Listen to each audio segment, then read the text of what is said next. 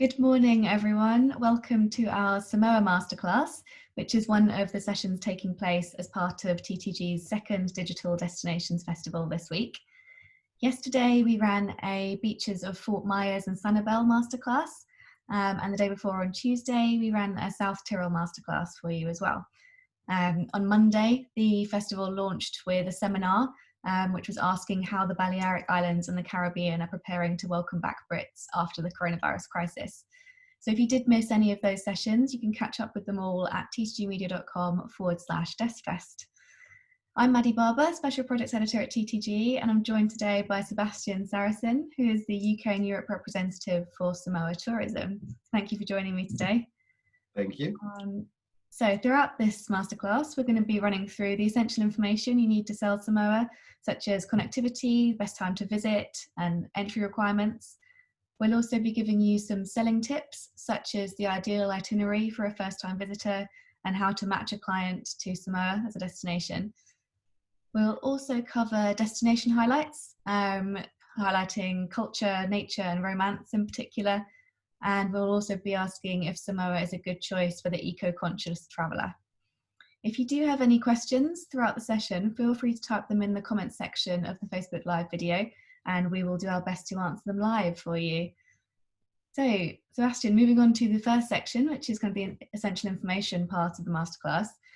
Samoa is a nation in the Polynesian Islands, so clients visiting from the UK will have a long journey ahead of them to visit.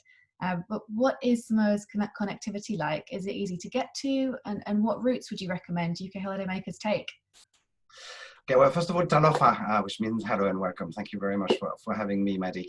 Well, Samoa is not the closest destination, I'm not going to lie to you. It is, in fact, from the UK, it is the furthest point you can possibly fly to, for we are literally across the globe, right on the international dateline.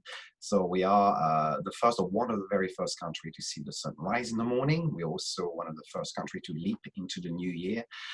When people ask me, how long does it take to get there from Europe? I usually joke around and tell them, well, it's 2 sleeps and 4 movies. And you'd be amazed, I usually get away with it. If you're looking in terms of hours, again, going to Samoa directly from Europe, which involves 3 flights, is 30 hours plus. So it is a long way. That said, there are very few, if any, European travelers who come to Samoa directly. We are usually combine either with main holiday in Australia or New Zealand, or together with other South Pacific islands. And we've got very good connectivity once you are on that side of the world. You can get to us on a daily basis from New Zealand, out of Auckland. We do have flights operated there by our national carrier, Samoa Airways, as well as Air New Zealand, and the flight time is just under 4 hours.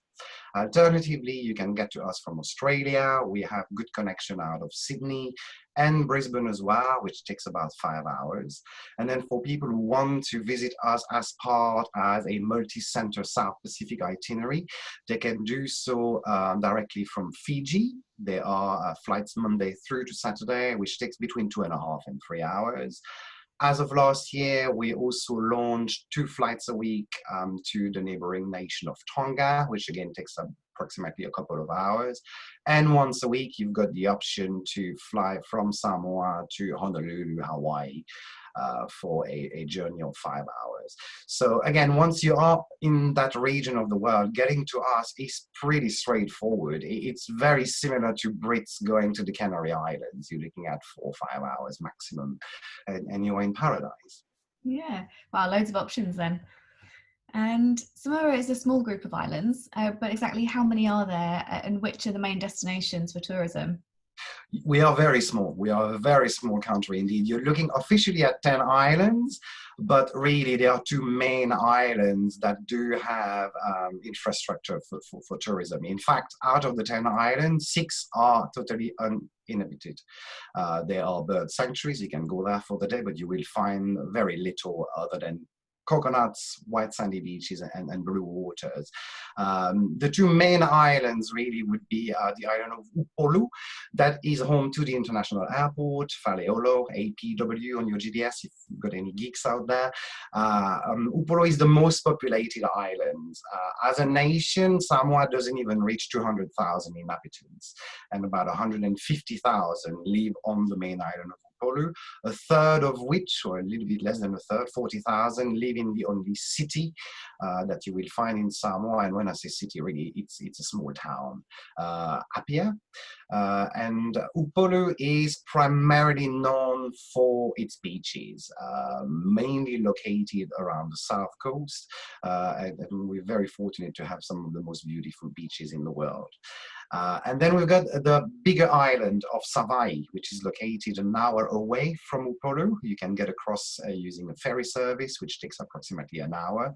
Upolu is a little bit bigger, although you're really only looking at about 40 miles east to west, 30 north to south. So it takes approximately 5 hours to drive around. And it is not as populated. There are approximately 40,000 inhabitants who live on the island of Savai. And both islands are very different. Upolu is mostly known for its beaches, whereas Savai is mostly known for its culture. It is the birthplace of Polynesian culture. People have been living in Samoa for about 3,000 years, and the culture is still very much alive today. So these are the two main destinations that customers would come and visit when they are visiting Samoa. Okay, great. And obviously Samoa is in the South Pacific, so it's going to be very warm, very sunny. But is there a time of year that is better to visit? Not really. We are a year-round destination, and being in the South Pacific, the temperature is pretty much constant all year long. You don't really need to check the forecast. It's going to be 27 degrees. And that's really valid throughout the calendar. The only difference that you will find in Samoa is that during the winter season, which would be from the beginning of November through late March, the weather is a bit more humid. It is known as the wet season. It doesn't mean it's going to rain all day long. Usually it's a very short outburst, and it does pour down very heavily, but very quickly the clouds go away and the sunshine comes back. But people need to be mindful that it is going to be a little bit more humid, therefore there are going to be a few more mosquitoes about during the winter season, but really we welcome customers all year long. Okay, great. And what about entry requirements? Do travelers coming from the UK or Ireland need a visa to get in? No, it's very, very easy. All you need for anyone coming to Samoa for up to 60 days, all they need is to have a valid passport for 6 months, which is pretty standard across the South Pacific. And likewise, if you wanted to drive in Samoa, which is very easy for us Brits because we drive on the left-hand side of the road, you simply need to have a valid UK driver's license. So it's very, very easy. There's no unnecessary lengthy paperwork to be completed, just a valid passport. Okay, great. So kind of moving on to selling tips, when an agent is putting an itinerary together for Samoa, would you recommend moving around the islands or staying in one place? And what kind of is the ideal itinerary for a first-time visitor? The ideal itinerary is very much going to depend on what your customer wants, really. But I would definitely encourage people to move around the islands. They are very small, so you can literally base yourself in one resort and travel around the islands. The longest drive you will have in Samoa is 5 hours, and that's to drive around the big island of Savai. What I would recommend, however, is to spend time on both islands. Many people arrive in Upolu and stay there for the duration of the holiday, and that is a shame because you cannot really say that you have been to Samoa if you haven't spent at least one night on the big island of Savai. It's much more traditional than Upolu. And there is plenty of things to do. In terms of the ideal itineraries, it again very much depends on what your customers are interested in. If they want a beach holiday and then some soft adventure activity on the side, I would say look at basing yourself in Upolu. If the customers are the type of people who can do an hour on the beach and then, you know, they get itchy feet and then raring to go and they want to go and explore, they want to hike, mountain bike, climb, or they really want to meet up with the locals and immerse themselves in the Polynesian culture, then I would say make sure that you are spending more time on the island of Savai'i. So it really depends on the customer expectation. The proposition is very different on both islands. Okay, great. And how can an agent identify clients that would like to visit Samoa? So what would their interest be? Who might they be traveling with? Yeah, how can they kind of match a client to Samoa as a holiday destination? So the majority of the Brits coming to Samoa would be people going to Australia and New Zealand. And then because they're already there, they want to stop over on the way home in the South Pacific. But in terms of interest, it's really people interested in a off the beaten track kind of destination. Samoa is still very niche, tourism is still very new, there's no crowd, it's very, very quiet. And the focus in Samoa is really about beautiful landscapes. We're very blessed to have a very diverse ecosystem for such a small country. And it's not just the beach. Of course, we've got beautiful beaches, we're in the South Pacific, but we also have jungles, we've got mountains, we've got waterfalls. There is a lot to experience in Samoa on that front. And then people also interested in Polynesian culture. Samoa is 3,000 years old in terms of civilization, and it is the place to be if you want to learn about Polynesian culture, because all of those traditions are still very, very much alive. So the demographic is actually quite wide, and I think it's going to become wider over the next few months, because we are ticking many of those boxes that we can hear about at the moment, which is space, sustainability, and we really offer that in spades in Samoa. Okay, and what kind of budget would an agent's client need to visit Samoa? Samoa is actually a very good value for money if you compare it to some more established South Pacific islands, such as French Polynesia, for instance. Once you are, the expensive part of coming to Samoa is the flight, really. But once you are in Samoa, the cost of living is very, very cheap. You're looking for about £1.50 for a pint of beer, just to put things into perspective. If you are looking at a very good 4-star plus hotel, the rates will vary depending on the time of the year, but you may be looking at about £120 per room per night. So that's for 2 people, including breakfast. So there's no need to splash the cash when you're in Samoa. You can have a very good holiday on a reasonably tight budget. Okay, great. I see we've had some comments already, so thank you for those. And if anyone watching does have any questions, feel free to ask them in the comment section of the Facebook Live video, and we can answer them live for you. But for now, moving on to the destination highlights, what activities and attractions would you recommend to a visitor who really loves to experience different cultures? There are various options, really. I mean, personally, I would hire a car. It's very easy to drive around, very little traffic, and stop by one of the 300 villages scattered around the islands, because you will find that the locals are some of the happiest, friendliest, welcoming people you will ever come across. And they will always welcome guests with open arms and show them around the village and tell them what it means to be Samoan and explain their traditions and culture. More often than not, the customers are probably going to end up being invited to stay around and feast with the villagers. They really are very, very welcoming indeed. However, if the customers are not necessarily keen on driving around, or they're too shy to just show up in one of the villages will do the journey to the resort. Each of the resorts in Samoa hosts at least once a week what is called a Fia Fia night, which is essentially a cultural evening where they will go to the resort, perform some fire dancing, which is very typical in Samoa, singing. They would also cook for the customers. And then for anyone coming to Samoa, I recommend to spend a little bit of time in Apia, our capital city, where there are more cultural for things to do.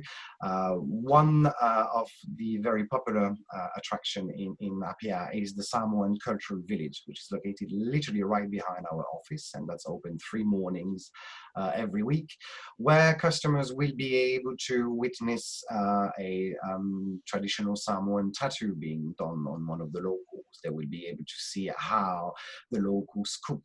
We do have a very specific way of cooking the food, which is called umu cooking, which is underground cooking.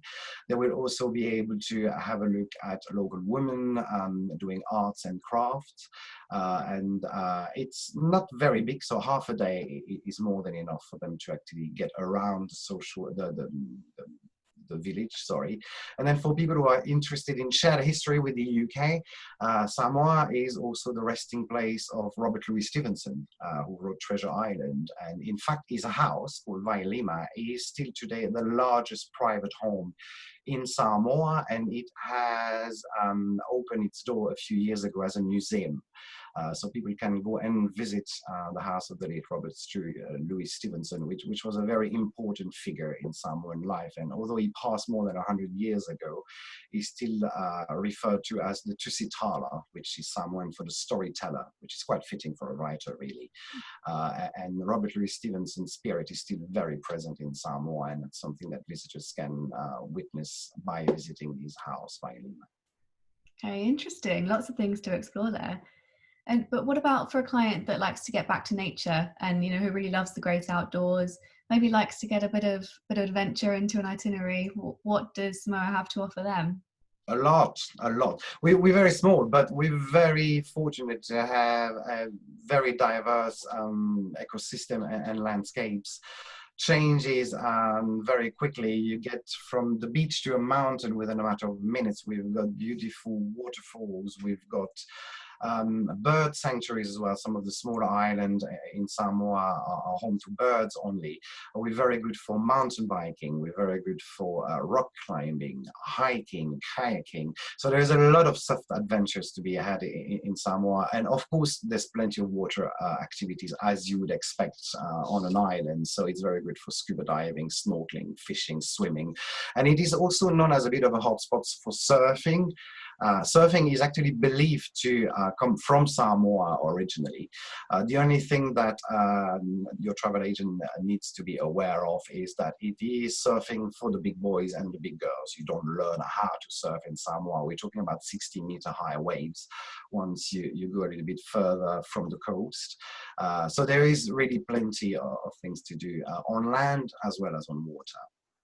Okay, great. We have a question come in from Grazia. She's asking, where is the picture on your background taken, Sebastian? So that would be taken from Lalomanu Beach, which has been voted quite consistently one of the top most beautiful beaches in the world. And the island that you can see behind me there is Nutele, which is actually not habited. All you will find on Nutele is beach and birds. Okay, great, thanks. So coming back to destination highlights, I know when I travel, one of the activities I get most excited about is trying local foods. And I know you mentioned Samoa has a special way of cooking underground. But what is the actual cuisine like? Are there national dishes that people can try? And are there plenty of places to indulge in this good food? Oh, absolutely. Food is a national pastime in Samoa, really. I mean, people love their food. And it's not just about the act of eating, but it's the whole preparation of food. This umu cooking I mentioned earlier is quite a lengthy process. It takes approximately 2 hours to get the food ready. And an interesting fact about cooking in Samoa, it's a man's job. Women don't have to worry about doing the cooking. It is the man's responsibility to not only provide the food, but prepare the food. And eating in Samoa is a village affair. You don't eat on your own in your kitchen. In fact, most houses in Samoa don't have a kitchen because they share a communal kitchen in the center of the village where everybody gathers around. And feast can go on for hours, especially on a Sunday. People go to church in the morning, they get back to the village, and then they spend the whole afternoon eating. And if the rugby is on, they're going to be watching rugby on the TV at the same time. As you can imagine, it's a lot of fresh produce, fish, seafood, a lot of fruit and vegetables. There are various dishes that you will find in Samoa. My personal favorite is the oka, which is fresh tuna fish mixed with lemon and spices.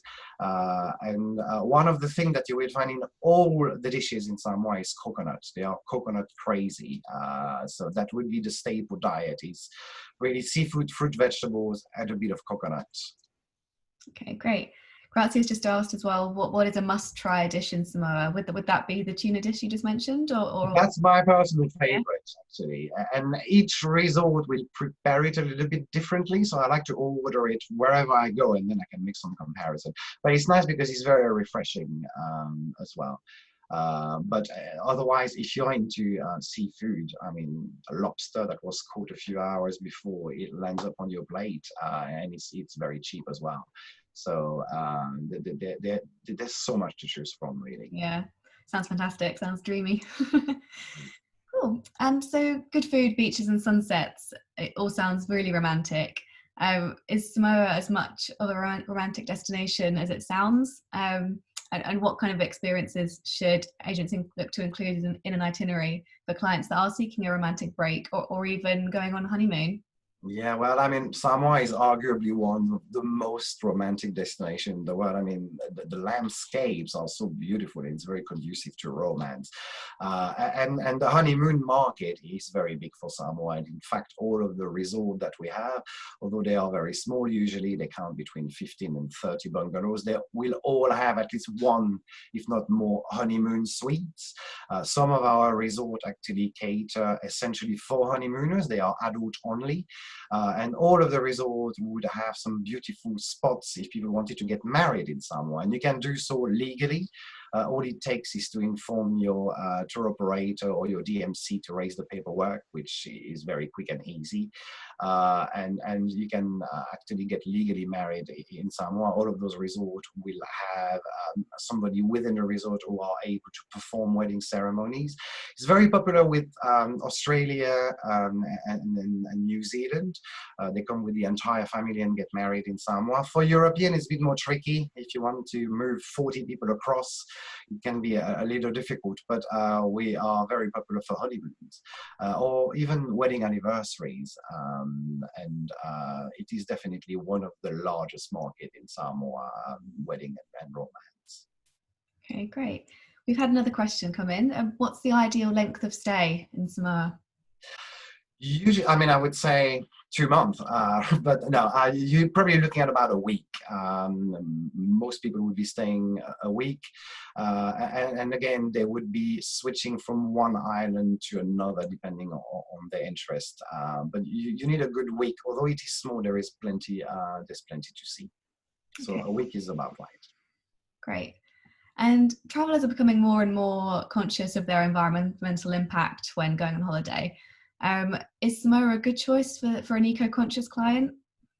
Well, Samoa has been one of the leading nations in ecotourism and sustainability. I mean, sustainability is on everyone's lips at the moment, especially amidst the COVID crisis. But Samoa has never had a tourism that was not sustainable. It's always been at the core of tourism ever since the very beginning of modern tourism in the 1950s. So if people are interested in that aspect of travel and tourism, absolutely, they should come and see us. Not only we've got some beautiful landscapes, but the tourism model is really based around the local community. In Samoa, there's no private land. The land is always communal. It belongs to the neighboring villages. And as a consequence, any hotel or resort would pay a ground rent to the neighboring villages. More often than not, they are going to be sourcing the majority, if not all, of their food from the local villages as well, whether it's fish, fresh fruit and vegetable grown locally and organically. And the resort will also be hiring the local villages within the resort as well. So we are very sustainable. It's always been the case.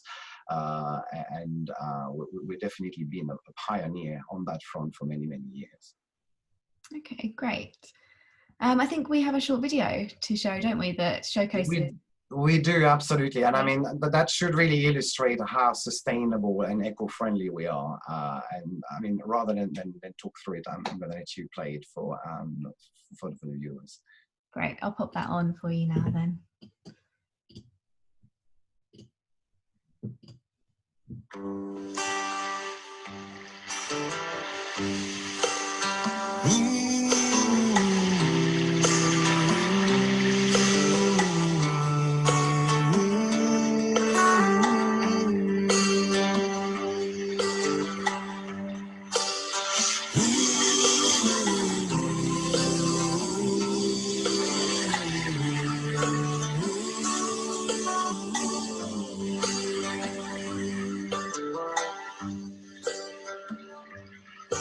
Feeling a little low, I can feel it in my own love. Feeling by your people, let me wanna know now.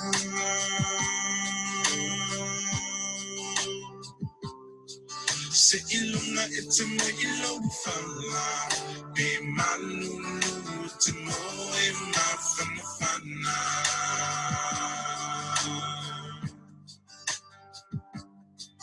People fear only me la la iti amawa iti mo tumalo iti mo money.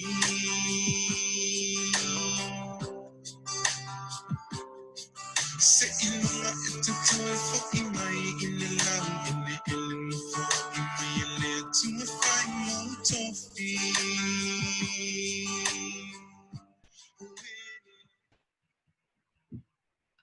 I mean, that looks absolutely beautiful. It really does. That's why I like my job, Maddie. Yeah. I don't blame you. It is that beautiful, actually. It is really a little paradise. Great. And we've had another question. What is the best travel provider to use for Samoa? Pardon? What is the best travel provider to use for Samoa? So there are quite a few tour operators in the UK who are selling Samoa. The big one would be Dinata, Travel2, Jet Set Holidays, and there are some more specialized tour operator out there. I'm probably going to forget some, so I'm sorry, but Austravel being one of them as well, Destinology, South Samoa, and we also have some destination management company, DMCs, in Samoa that have UK representatives. So if you wanted to book directly through them, I can provide your viewers with all the details. Okay, great. And Jill is asking, is it possible for her to use the video?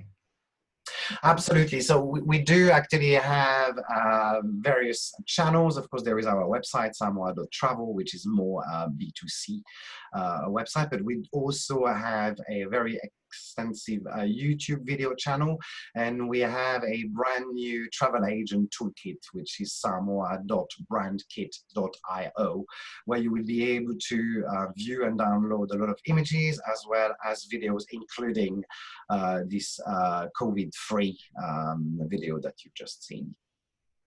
Great. And is there anything else that agents should know about Samoa right now? Well, as you may have seen in the video clip, we are very fortunate to be one of the last few countries out there that is still COVID-free, and we're ready. As you've seen in the video, we're keeping everything beautiful and pristine, and we are really only waiting for the airspace to reopen in order to welcome visitors back to Samoa. Great. And if agents want to find out more about Samoa, I know you mentioned some resources that are available to them there. Do you have a trade site that they can go to for more info and more training?